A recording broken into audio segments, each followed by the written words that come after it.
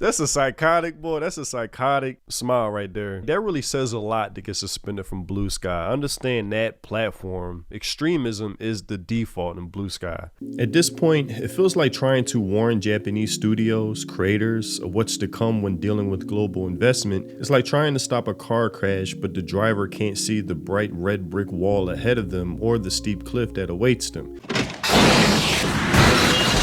If anything, they accelerate more, pedal to the metal. And for someone who enjoys fun entertainment and great stories, it's just frustrating. Current Hollywood only produces something worthy once in a blue moon, where anime delivers every season. But the standard's so high that even a bad anime beats out the best of what the West has to offer.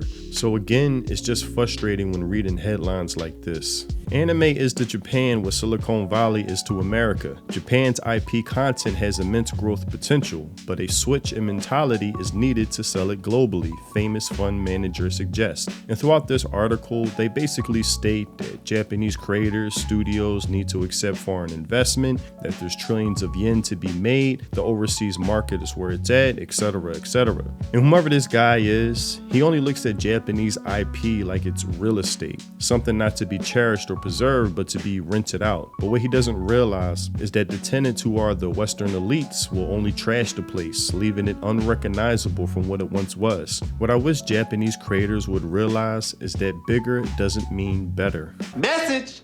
For example, Watanabe, creator of Cowboy Bebop, stated that after he made Lazarus, I think it was like a year ago, which was a disappointment, the huge budget he was given to work with from Adult Swim hindered him and actually worked against him. He wasn't used to it. In contrast, when working with smaller budgets, he created classics like Cowboy Bebop and Samurai Champloo. But with bigger budgets, he made the disappointment that was Lazarus. Now, what Fujino, this Japanese investor, does acknowledge is that the allure of anime comes from his Japanese roots. But these roots will be uprooted the moment foreign investment comes into play.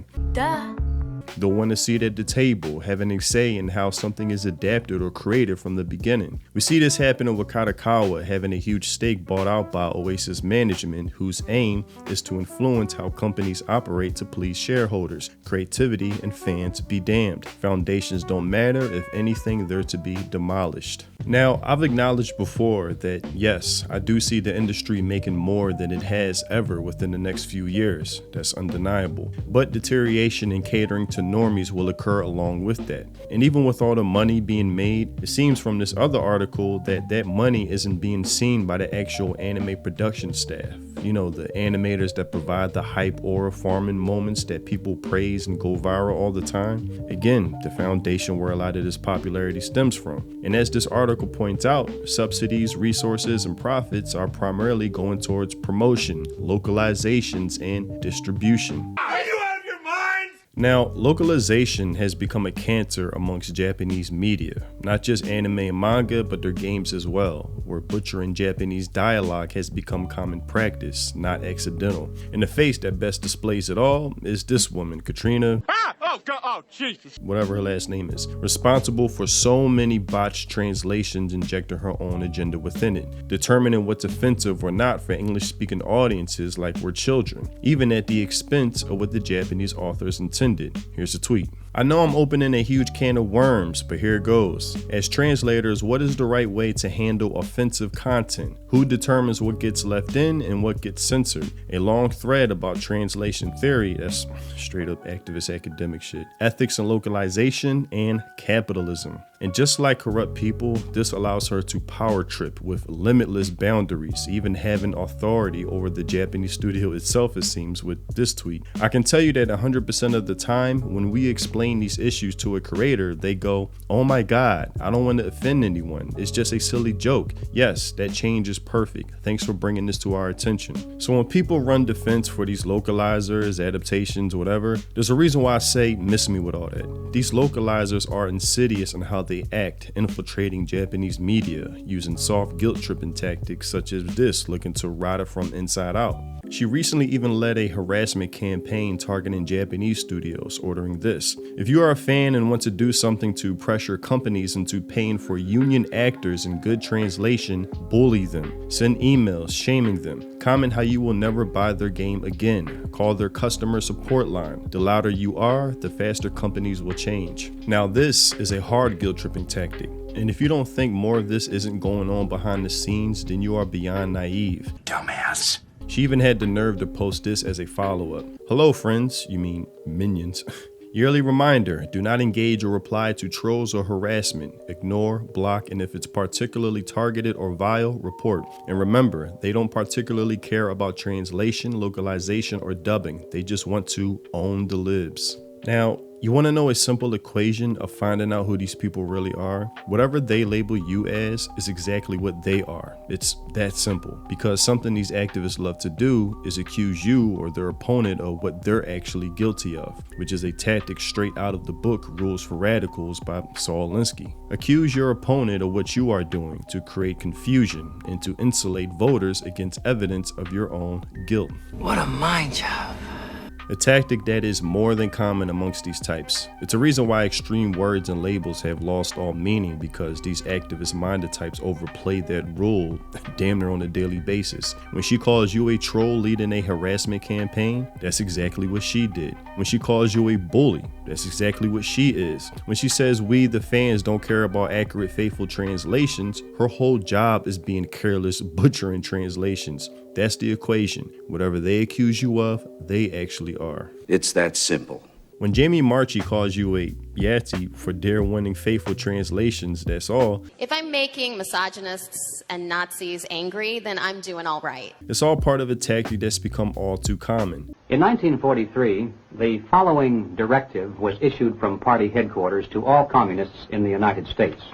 It read, when certain obstructionists become too irritating, label them after suitable build-ups as fascist or Nazi or anti-Semitic, and use the prestige of anti-fascist and tolerance organizations to discredit them. In the public mind, constantly associate those who oppose us with those names which already have a bad smell. The association will, after enough repetition, become fact in the public mind. And it really is surprising how Japanese studios have been convinced to hire these people. They pay these people to have direct access to destroying what they built. They convinced them that cultural suicide is actually cultural preservation. That psyop is something that will really go down in history. It's shocking how these people failed upwards, even to the point that if you missed it, Katrina has been hired by some game company now living directly in Tokyo. What kind of shit is that? But every once in a while, the universe even has to acknowledge the hypocrisy these people are guilty of. After all this, she got suspended from Blue Sky, which says a lot considering that platform. But who knows how long that'll last? These people get away with so much. But again, localization is a main part that's receiving subsidies, resources, and profits over the animators themselves. Make this make sense. Even the distribution part receiving funds and money primarily, places like Crunchyroll, as guilty as they are, caught in so many scandals, recently being hacked again, putting users' data at risk, stealing fan mail and gifts from voice actors, passing it around the staff at their office, implementing the most cringe of dialogue in their translations, including words like Riz and Alpha Chad, which I seriously don't know how people watch modern dubs. Having subpar formats for subtitles barely being visible. Episodes being late for their air dates. It's just sad that this is where resources, profits, and just overall money is going over animators and actual creators. The foundation that keeps this engine going, but you know, it is what it is. But that's all I have for this video. Tell me what you think in the comment section below. You know your industry is at risk creatively when you're relying on classic IP, as this Japanese investor mentioned earlier. Same thing happened with Disney, unable to create anything new and fresh, original, only relying on their classic past IP, or just buying intellectual property from different studios. Really, that being the common practice of current Hollywood at the moment. And if this mindset spreads across the anime industry, then I'll just miss what anime used to be. Also, if you want to support me and the content I create, consider joining my channel and becoming a member. It's much appreciated. Thanks for watching, and I'll see you in the next video. Free think. Peace.